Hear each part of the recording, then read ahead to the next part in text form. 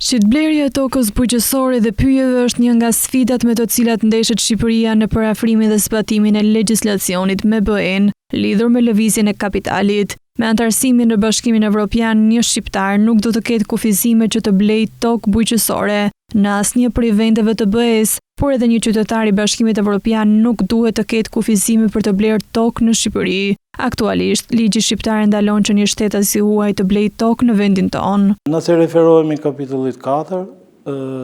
përgjithësi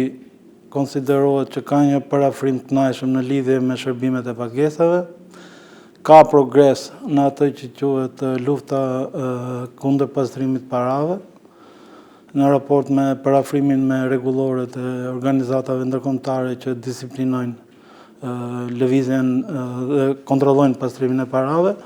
ndërkohë që ngelet një si prioritet e ashtu quajtura shitblerja e tokës bujqësore dhe pyjeve për qytetarët e Bashkimit Evropian.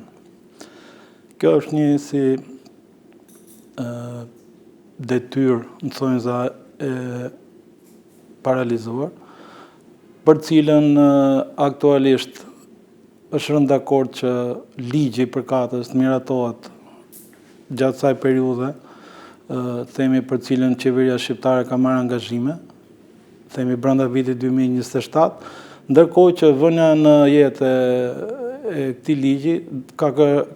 do kërkoj një kohë më të gjatë dhe për këtë është rënë dakord dhe me Komisionin Evropian. Ndërkohë, përsa i përket adoptimit e euros në të ardhmen, Kolasi u shpreh se kemi një nivel të mirë konvergjence me Bashkimin Evropian. Po të shikoni me vëmendje zhvillimet makroekonomike që kanë ndodhur në Shqipëri këto vitet e fundit, kanë ndikuar në ngushtimin e gapit e boshllëkut që ekziston midis parametrave që prodhon ekonomia shqiptare me ato të eurozonës. Domethënë,